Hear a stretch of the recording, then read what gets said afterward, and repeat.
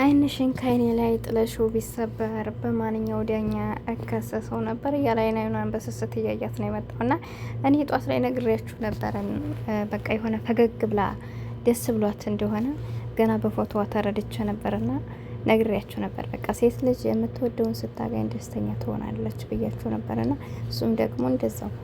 ያው ለጊዜው ገና ናቸው፣ በሂደት ላይ ናቸው። ብቻ ግን እኛ ውስጣችን እነሱ ባህናላ ያኔ ደስተኛ የምንሆነው የምንወደውን ሰው ስናገኝ ነው። ግን ቢሆንም ደግሞ እኛ የምንወደው ሰው እሱም የሚወደን ካልሆነ ፈተና ይበዛብናል እና የምንወደውን ሰው እንዲወደና ሁሌም ዱዓችን ይሁን ማለት ነውና የማትወዱ ሰው ቢወዳችሁ ምንም ፋይዳ የለውም ማለት ሊንከባከባችሁ ይችላል። ነገር ግን እኛ ካልወደድ ነው ለሴከንድ እንደስታል መልሰን በቃ ይደብረናል። እና በቃ ተከባብረን ተሳስበን ልንኖር የምንችለው የሚወደንና የምንወደውን ሰው ስናገኝ ነው። ፈገግታችን ያስታውቃል። በቃ ቢኖራችሁ ባይኖራችሁ የሚወዳችሁን የምትወዱ ከሆናችሁ መተሳሰብ፣ ችግርን ማለፍ ትችላላችሁ። መከራን፣ ሁሉን ነገር እናልፈዋለን እና አላህ ለሁላችሁም የምትወዱትና የሚወዳችሁን ሰው ይስጣችሁ እላችኋለሁ። እና ፈገግታችን እንደዛ ነው እና ከጧት ያስታውቅ ነበረ እንደነገርኳችሁ። አሁን ላይ ሄሉ እንግዲህ ሰምታችኋት ከሆነ በቃ ልጁ በጣም ጥሩ ልጅ ነው። ለሁሉም ሰው የሚያስብ ነው። ለመንገደኛውም፣ ለላፊውም፣ ለሁሉም በቃ መልካም ነው። እኔም ደግሞ ደስተኛ ነኝ ብላለች። አሰላሙ አለይኩም ወራህመቱላሂ ወበረካቱ። ድና የተከበራችሁ የቻናሌ ቤተሰቦች እንዴት ናችሁ? ደህና ናችሁ ወይ? ሁሉ ሰላም፣ ሁሉ መልካም ነው ያለው አልሐምዱሊላህ። ለቻናሌ አዲስ ከሆናችሁ ላይክ፣ ሼር፣ ሰብ እያደረጋችሁ አበረታቱኝ። ከጎን የሆናችሁ ለምታበረታቱኝ ውድ ሀገሬ ልጆች ከልብ ነው የማመሰግነው። ክበሩልኝ ማለት ነውና በቃ አይታችኋቸዋል። ደስተኛ ሆነዋል። እሱም ሲመጣ ምናምን ወሬያቸው፣ ሁኔታቸው እሱ ራሱ እያወራ በቃ አስተቃቀፉ ምናምን ሁኔታቸው በቃ ደስ ይላል እና ሄሉሻ ደስተኛ ናት።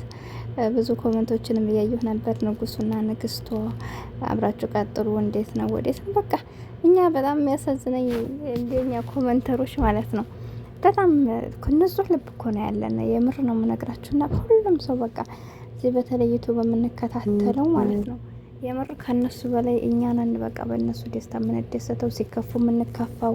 እነሱ ከሚያስቡ በላይ ለህይወታቸው እኛ እናስባለን። ሲታመሙ እነሱ ከሚደነግጡ በላይ እኛ እንደነግጣለን። ፍራንክ ብለው እንኳን ራሱ እንደዚህ ሲወድቁ በጣም ነው የምንጨነቀው፣ በጣም ነው የምናስበው። ተለያየን ሲሉ ሲጣሉ እኛ እናስባለን። እና ይህን ያልኩበት ምክንያት በፊት በነ ማርኬ ምናምን ሰራ ነበርና በእነሱም ስሰራ ብዙ ልጆች እንደሆነ ምግብ አልበላሁም፣ ዛሬ እንደዚህ ነው፣ በቃ ራሴን አሞኛል፣ እንቅልፍ አልተኛሁም፣ ስራ ልሰራይ ብሎ ሰዎች ጋር ተጣልቼ በጣም ብዙ ልጆች እንዲህ ይሉኝ ነበር። በወተት ሚዲያ በሚል ቻናል ስሰራ ማለት ነውና በቃ በዚህን ያክል ነን በቃ ለሰው የምናስበው። እውነትም በቃ ስደት ብዙ ነገር አስተምሮናል። እኛ ለሰው እንዲናዘን ለሰው በቃ ይሆናል ልባችን ሩህሩህ እንዲሆን ከኛ ይልቅ ለሰው አሳቢ ነንና በጣም ያሳዝኑኛል። በቃ ሰዎች ሲለያዩ እናድር ያለን፣ እንደገና ሲገናኙ ደግሞ ደስ ይለናል። እንዲሁም ደግሞ መልሰው ሌላ ሰው ተገናኝተው ስናያቸው ፈገግ ብለው ስናይ በቃ አብረው እንዲጣመሩ አብረው እንዲሆኑ ምናምን ነው። ግን ደግሞ እኛ እንደምናስበው አይደለም ህይወት ማለት ነውና እንኳን በካሜራ እንደዚህ የሚሆነው ህይወት ከካሜራ ጀርባ ሆናችሁ ስታዩት ብዙ ነገሮች ይኖራሉ። የሰው ላይ እኛም ብንሆን አሁን የሰው ላይ እኮ ድንገት ልንወደው ልናይ በቃ በሁኔታው ሊመቸን ይችላል። ግን ደግሞ ህይወት ሲባል ብዙ አብረን እንዳንሆን የሚያደርጉ ነገሮች ስለሚኖሩ ያው የመለየት ባህሪ ይመጣልና እነሱም እየተከሰተባቸው ያለው ነገር ላይ ዝም ብሎ ወድሻለሁ ማለቱ ብቻ ትዳር ሊሆን አይችልም። ወይ ደግሞ እንደዚህ ብቻ እንደዚህ መሳቃቸው ማለታቸው ከጀርባ የሆነም ለነሱ የማይመጥን ነገር ሊኖር ይችላል። ወይ ደግሞ አለመግባባት፣ ብቻ ብዙ ነገሮች ይኖራሉና ከዛም እንግዲህ ህይወት ዝም ብሎ አይደለም። ገባችሁ?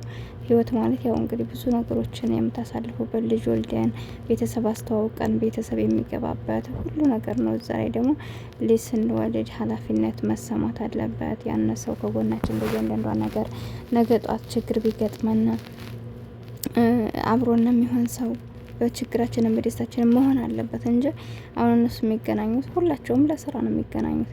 ለስራ ስለሚገናኙ ያን ያክል እኛ እንደምናስበው እነሱ የፍቅር ህይወት ላይ ያስቡ ይችላሉ።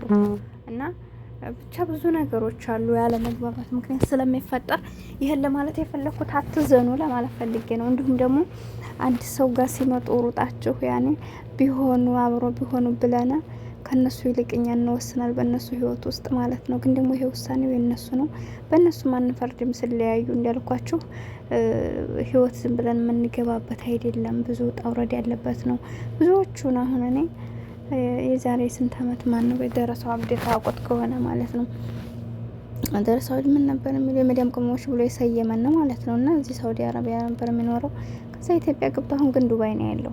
እና በሆነ አጋጣሚ ምን ሲል ሰማሁት መሰላችሁ? እዚህ ዩቱበር ላይ አለ ወላሂ ካሜራ ላይ ነው እንጂ ከካሜራ ጀርባ ሁላችንም ሆድና ጀርባ ነን አለ።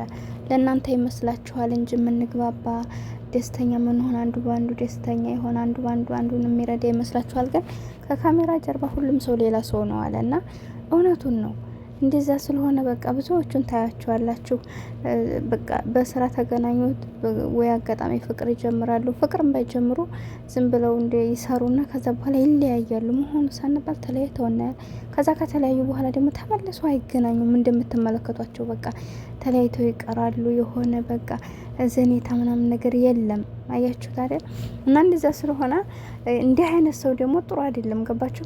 ያን ሰው ምንም ቢሆን እንኳን ይቅርና 6 ወር አመትም 5 ወርም 3 ወርም ብቻ ብዙ ነገሮች አሳልፈው ተለያይተው ዙሮ ከምን ወደቁ የማይባባሉ ሰዎችን ታያላችሁ። ለምሳሌ አሁን በወስድላቸው አሁን አላዛር ጋር በፊት ነበሩ፣ ሄሉ ቢኒ ጋር ነበረች፣ እንዲሁም በቃ እነ ማርኬ ጋር አሁን እስኪ እንዴት አደራችሁ እንዴት ዋላችሁ ራሱ ይባባላሉ። ያላ ሰላምታ የለም። በቃ እሷ ብትከፋ ያን ቢከፋ እሱ ቢከፋ በቃ ማንም ዙሮ የሚያያችሁ የለምና ከዛ እንግዲህ እነዛ ሰዎች እውነትም እንኳን ከህይወታችን የወጡ ብለው ያስባሉ። ገባችሁ አይደል? እና እንደዛ እየሆነባቸው ነው። የሚወዳችሁ ሰው እውነተኛ የሚወዳችሁ ሰው በምንም አይነት ሁኔታ ብትሆኑ እናንተ ትቷችሁ መሄድ የማይችል ሰው ማለት ነው። ከምንም ከእናንተ ጥቅም ብቻ ወይም ደግሞ ሲዴላችሁ ብቻ ሲኖራችሁ ብቻ ሰው ሲኖራችሁ ገንዘብ ሲኖራችሁ ከጎናችሁ የሚሆን ሳይሆን በእያንዳንዱ ቅጽበት ከጎናችሁ ሊሆን የሚችል ነው። እናንተ ስኬታችሁን ብቻ ድክመታችሁንም የሚያቅፍ ሰው መሆን አለበት። እና እንደዛ ስለማይሆኑ ብዙዎቹ እንግዲህ ህይወትን አይጀምሩም። ያላቸውን ጊዜ በሳቅም በደስታም በለቅሶ የሚያሳልፉና ይለያያሉ። እና ስለሚለያዩ እናንተ አታስቡ። እንዲሁም ደግሞ ሩጣችሁ ቢሆኑ ብለን ባናስብ ጥሩ ነው። እነሱ ያውቃሉ በህይወታችሁ ልላችሁ ፈልጌ ነው። እና ወዳችኋለሁ፣ አከብራችኋለሁ ውድ ሀገሬ ልጆች። ያው እንደዚህ ያልኳችሁ ብዙ እህቶችን ስለማይ ነው ሲለያዩ የምታዝኑ፣ እንዲሁም ደግሞ የሆነ ነገር አንደኛው ከአንደኛው ገንጠል ሲል የምትሳደቡ ምናምን አላችሁ። እኛ ለምን ወንጀል እንገባለን? እነሱ በፈለጋቸው መንገድ ከማንም ጋር ይንጡ። ከማንም ዋናው ነገር እኛ ከጎናቸው ሆነን ጥሩም ሲሰሩ አብሽሩ ማለት፣ ስህተትም ሲሰሩ ደግሞ ከስህተታቸው እንዲታረሙ በጥሩ ኮመንት እነሱ ማበረታታት ነው። ለምን ስራቸው ስለሆነ ማለት ነው። ከዛ ውጭ ደግሞ እኛም ወንጀል መግባት የለብንም። እነሱን በመሳደብ የሚሆን በማንቋሸሽ ወይ ደግሞ ሆነ ነገር በማለት ወይ ደግሞ ተከፉ ብለን እኛም በእኛ ህይወት ይመጣል ብለን ተስፋ መቁረጥ ሳይሆን እና እንደዛ ነው ብዬ አስባለሁ ውዶችዬ። ለማንኛውም አዲስ ከሆናችሁ ቻናል ላይ ሰብስክራይብ አድርጉልኝ፣ አይከፈልበትም። ላይክ አድርጉልኝ። ላይክ ስታደርጉ ለሌሎች ተደራሽ ይሆናል ማለት ነው። እና አብሬያችሁ ነበር። ይሄው ነኝ። አሰላሙ አለይኩም።